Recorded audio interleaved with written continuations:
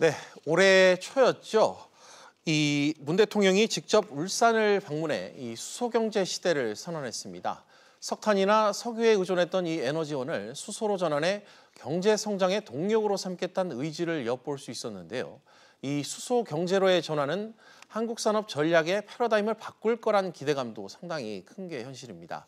하지만 이 수소경제 관련 기술이 선진국에 비해 많이 뒤처진 상황에서 수소경제를 어떻게 실현할 것인가, 또 수소차로 대표되는 이 수소산업은 어떻게 또 발전시킬 것인가, 급기야 수소경제를 해야 하는 건지, 수소경제로의 전환이 좋은 건지 또 여러 의문도 제기되는 것이 현실입니다. 수소경제의 미래, 여러분은 어떻게 생각하시는지요? 오늘 이 수소경제와 관련해 두 분의 전문가와 이야기 나눠보는 시간 갖겠습니다. 김광석 한국경제산업연구원 경제연구실장과 오대원 경기대 글로벌 비즈니스학과 교수 두 분 나오셨습니다. 두 분 안녕하십니까? 네, 안녕하세요. 안녕하십니까? 네, 안녕하세요. 예, 먼저 기본적인 것부터 좀 짚고 싶습니다. 사실 여러 언론에서 이 수소경제에 대한 언급을 상당히 많이 해왔습니다. 저희도 그렇고요.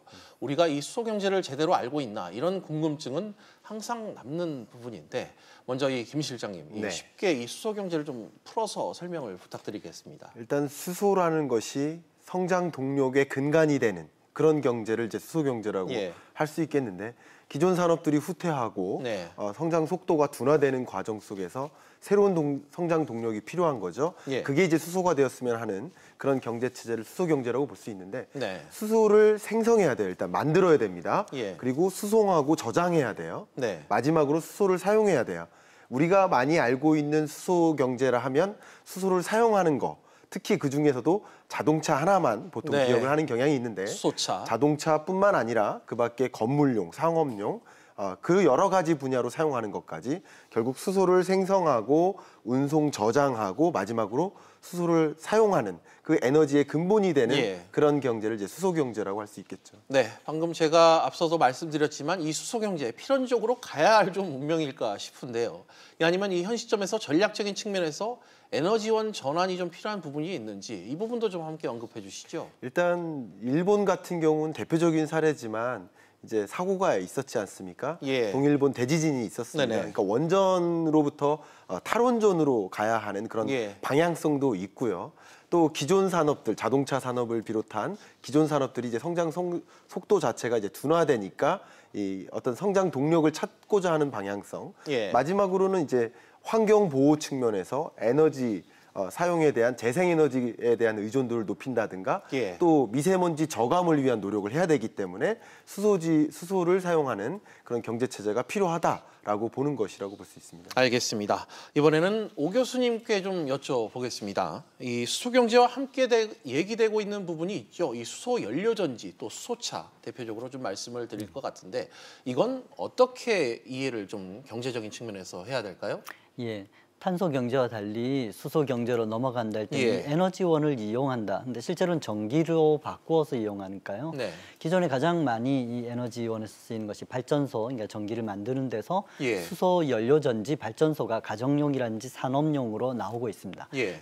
그래서 이 연료전지 발전 분야가 있고 자동차에서는 전기차가 대세라고 하는데 이 전기차 외에 기존의 이 산업용, 기존의 자동차 부문에서 강자들이 진입할 수 있는 새로운 연료전지 자동차가 이 수소 연료전지 자동차로 얘기할 수 있습니다. 알겠습니다. 그럼 이 미래 친환경차라면 우리가 익히 알고 있는 이 전기차도 있지 않습니까?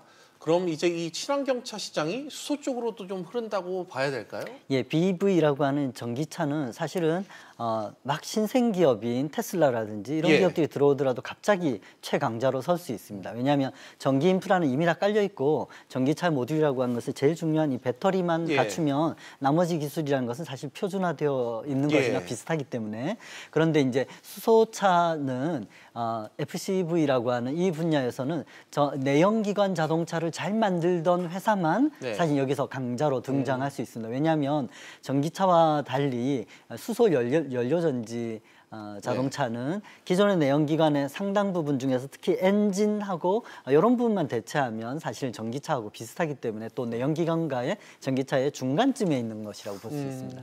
알겠습니다. 전기차와 수소차, 미래 친환경차 부분에서 누가 패권을 들지 사실 논란이 많은 부분이라 얘기는 이 얘기는 여기까지 좀 해야 될 것 같습니다.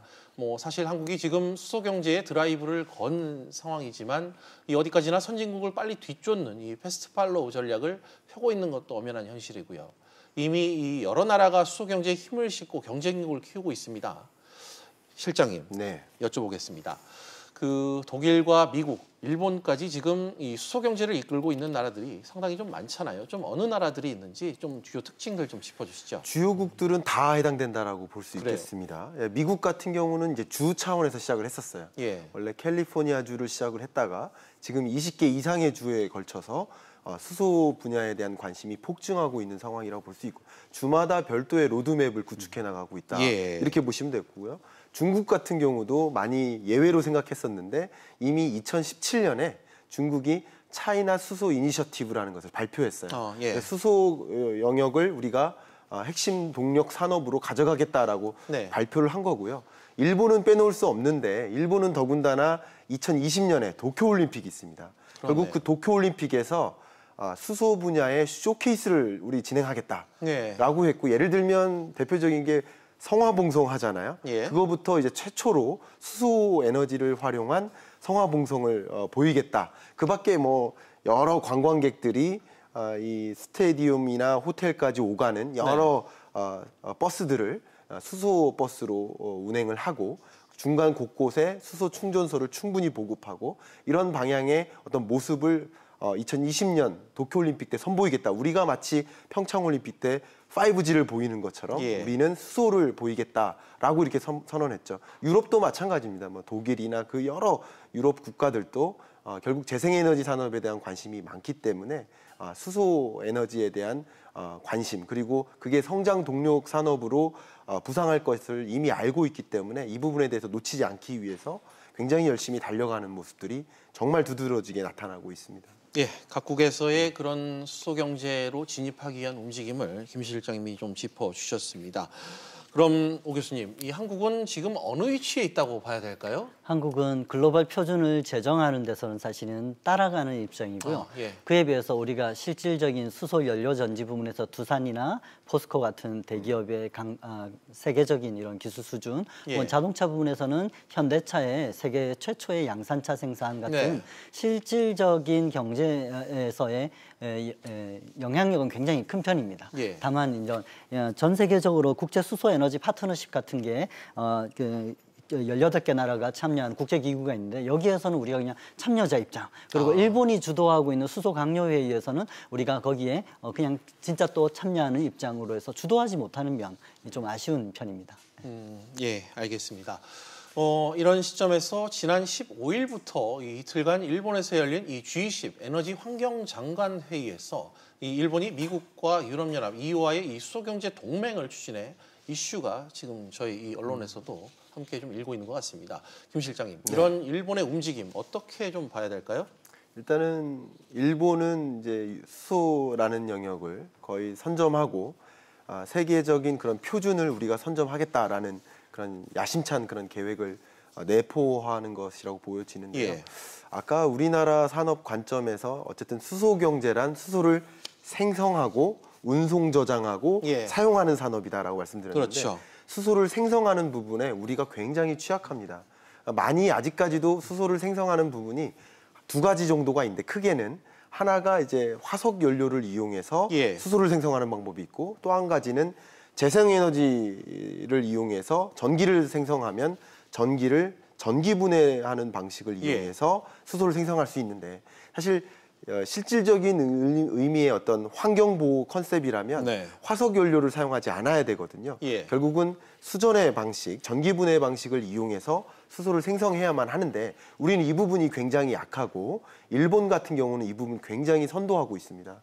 결국 우리가 롤모델로 삼거나 기술 교류를 통해서 일본과 함께 그 일본의 몇 개 기업들과 함께 기술 교류를 적극적으로 추진해서 결국은 이제 수전의 방식으로 이 수소를 생성할 수 있는 이런 방법에 대한 고민이 심층적으로 이루어져야 되고 액션이 취해져야 되는데 한국을 이제 패싱하는 이런 과정에서 그런 부분들이 굉장히 우려되고 우리는 이제 기술 교류를 할 수 있는 주요 어떤 국가나 기업들이 파트너십이 사라질 수 있겠다라는 그런 우려가 굉장히 커지는 시점이라고 생각됩니다. 그러니까 쉽게 말해서 이 수소 경제에 있어서 나아가는 데 있어 이 수소 경제 시장에서 좀 우리나라를 앞서 선점하겠다, 네. 우리를 좀 견지하겠다 이런 논리도 있다고 봐야겠네요. 그렇게 볼 수 있겠죠. 알겠습니다. 뭐 오대원 교수님한테도 여쭤봐야 될 것 같은데요. 한국을 지금 제가 실장님과 말씀한 것처럼 우리나라를 배제하기 위한 이런 전략이라면 국내 수소 경제 좀 적지 않은 타격이 우려될 것 같기도 한데 어떻게 봐야 될까요? 그렇습니다. 우리가 아무리 산업 쪽에서 분발하고 있다 하더라도 이런 세계적인 글로벌 기술 표준을 선정하는 데에서 배제당한다면 상당히 불리한 입장이죠. 근데 일본의 이번 이러한 수소 동맹을 추진하는 데서 한국을 배제한 건 상당히 좀 그런 의도가 보이는 것이 아닌가, 견제하는 의도가 보이는 것이 아닌가 하는 게 과거 일본이 추진했던 수소 강요회에서 한국과 미국, 호주, UAE와 함께 이 5개 국가, 일본과 함께 5개 국가가 참여했었는데 여기서 한국을 뺐단 말이죠. 게다가 한국이 그동안 성과가 없었던 것도 아니고 이런 가정용 발전기나 이런 데서는 일본이 앞서 있었지만 산업용으로는 한국이 훨씬 더 앞서 있었다든지 현대차가 토요타와 함께 경쟁 업체라든지 하는 것은 상당히 글로벌로 이 산업을 선도하고 있는 국가로서 자리매김하고 있는데도 불구하고 배제했단 말이죠. 일단 여기에서 이제 우리 산업에 대한 정부 쪽의 지원이 좀 우리도 이제 글로벌 표준을 선도하는 이런 조직을 만들고 그런 어젠다를 선점하는 것이 꼭 필요한데 앞으로 시간이 한 3년 정도밖에 안 남았다. 골든타임이라고 얘기하는 것이 3년 내에 이런 표준들이 다 정해질 것이라는 위기감이 있습니다. 그래서 산업계에서. 맞습니다. 그래서 이런 표준을 선도하고 하는 데서 우리 정부도 준비하고 있는데 이런 국제 정치 경제, 에너지 정치 경제 쪽에서의 어떤 좀 분발이 필요할 것 같습니다. 알겠습니다. 그런데 뭐 미국이나 EU 입장에서도 뭐 일본은 지금 앞서 나가려고 대놓고 하고 있고 시장 확대를 좀 양측에서도 노릴 것 같은데 한국과의 연대는 좀 필요하지 않나 이렇게도 보여지는데 저의 이런 해석이 좀 개인적인 시각입니까? 어떻습니까? 기술을 선도하는 데서 사실 이 수소 경제는 지금 김광석 박사님께서 말씀해 주신 것처럼 이미 유럽이라든지 일본이라든지 이런 실험실 연구가 먼저 선도하고 있단 말이죠. 산업 부문에서 우리가 수주를 하고 발주를 내고 하는 것이 좀 앞서 있고 자동차를 먼저 양산했다 하더라도 우리하고 손을 잡기 위해서는 이런 기술의 선도라든지 시장의 매력이 있어야 되는데 시장은 중국이 매력이 있고 기술은 유럽이 더 매력이 있단 말이죠. 그래서 우리가 이런 데서 좀 빨리 글로벌 그런 선도하는 연구소들이나 기업들, 국가들과 먼저 손을 잡아서 어젠다를 선정해 나아가는 패널에 들어가는 것이 중요할 것 같습니다. 선점이라는 것이 굉장히 중요한 이유는 좀 부원 설명을 드리면 결국은 이제 신산업이란 말입니다. 신산업 같은 경우는 먼저 치고 들어간 그 기업 혹은 그 국가가 표준을 선점하는데 표준 선점의 그 순위를 뺏기고 나면 결국 그 표준을 이용하는 객체가 됩니다. 그러면 이제 쉽게 말씀드리면 로열티를 지불하면서 그 나라의 어떤 기술과 어떤 특허를 사용해 가면서 그 산업을 융성시켜야 되기 때문에 상당히 한계가 있을 수 있는 것이죠. 예, 알겠습니다.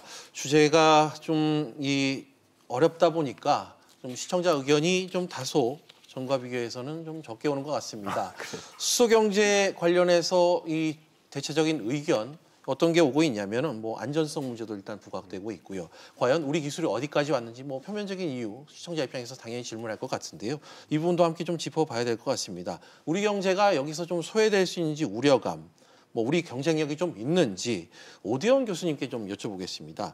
아무래도 좀 산업계와 연관이 좀 있다 보시니까 우리 경쟁력이 좀 실제로 있나요? 자동차 수소 지금 경제에서 제일 각광을 받는 것이 수소 연료전지 자동차인데 이 분야에서는 사실 우리가 선도하고 있죠. 전 세계 최초로 수소 연료전지 자동차의 양산을 해낸 현대자동차가 또 이번에 수소 비전 2030 같은 비전을 제시하고 수소 연료전지의 대량 생산을 위한 준비를 하고 하는 데서 전 세계에서 이 정도 퍼포먼스를 보여주는 나라는 없습니다. 게다가 정의선 대표를 비롯해서 이 전체 수석 부회장을 비롯해서 그러니까 월드 이코노미 포럼의 산하의 이제 수소위원회가 지난 17년 다보스에서 열렸을 때 33개 업체가 글로벌 세계 최고의 선도하는 기업들이 참여했는데 그중에 의장이 우리 현대자동차 수석부회장이 되셨단 말이죠.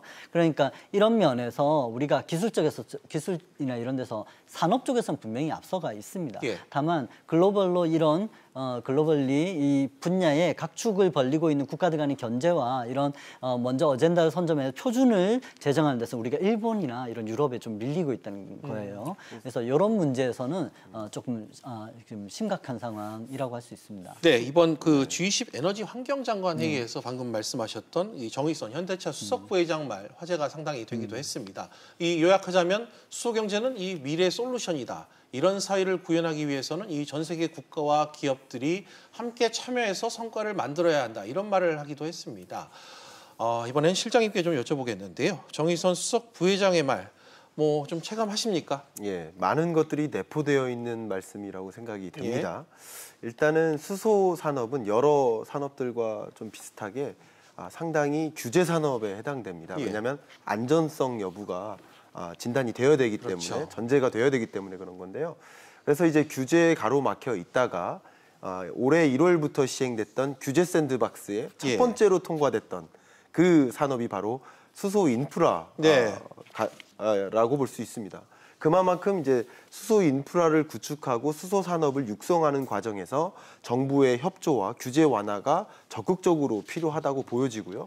또 중요한 것은 우리 마치 전기 자동차를 탈 때도 마찬가지 정부 보조금이 지급이 됩니다. 정부 보조금이 없이는 수소 연료 비용이라든가 수소 자동차 자체가 기존 화석 연료 자동차보다 비싸기 때문에 그것을 이제 사용하기가 굉장히 꺼려질 수밖에 없는데 정부 보조금이 그 꺼려지는 그런 소비자의 어떤 태도를 막을 수 있는 역할을 하기 때문에 여러 가지 차원에서 규제나 정부 보조나 여러 차원에서 정부와 함께 맞물려 가야 될 역할이 굉장히 많습니다. 그런데 그런 과정에서 이제 일본과 만약에 그 파트너십이 약화된다면 앞에 말씀하신 수소를 이용한 수소 연료 전지 그리고 수소 자동차 부분은 우리가 앞설 수 있다고 볼 수 있지만 수소를 생성하고 운송 저장하는 부분 우리가 굉장히 약합니다. 그러니까 이런 부분에 대해서는 상당히 강한 파트너십이 요구될 텐데 이런 부분들이 좀 정부가 앞장서서 파트너십을 좀 만들어 나가고 그런 환경하에서 기업들이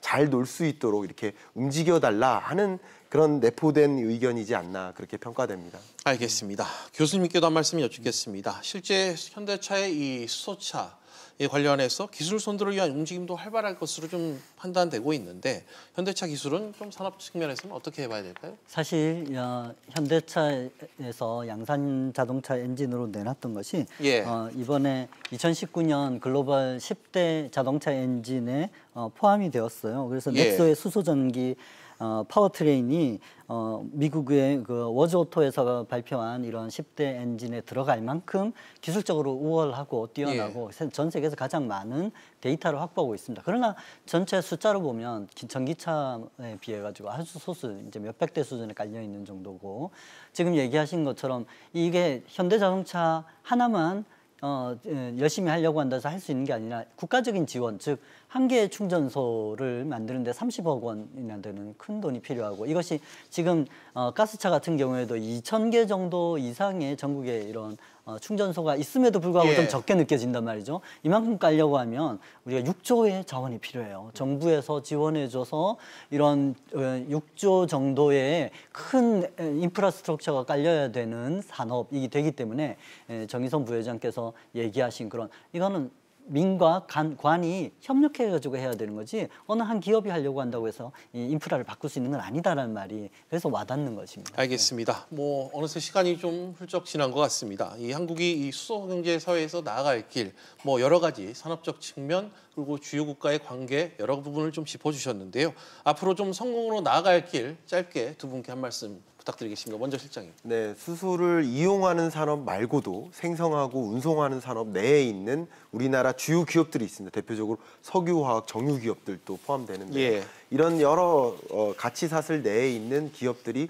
컨소시엄을 구축해서 좀 협업하는 모델을 좀 만들었으면 좋겠고 정책적인 방향성이 어떤 정치적인 기조에 흔들리지 않고 이런 산업을 육성하고자 하는 방향성이 계속 꾸준히 진행되기를 바라는 마음이 알겠습니다. 전해드립니다. 교수님도 한 말씀 부탁드립니다. 예, 수소 경제는 탄소 경제와 대비하여서 환경 오염이 일어나지 않고도 충분히 행복하고 건강하게 경제 성장을 할 수 있다라고 하는 새로운 어젠다를 우리한테 던져주는 주제죠. 그래서 이것은 지금 당장 어떤 비용 편익의 문제만이 아니고 중장기적으로 우리가 건강하고 지속적으로 이렇게 경제 성장을 할 수 있냐 하는 그런 국가 전체로서의 차원에서 좀 접근해야 되는 산업이라고 보입니다. 알겠습니다.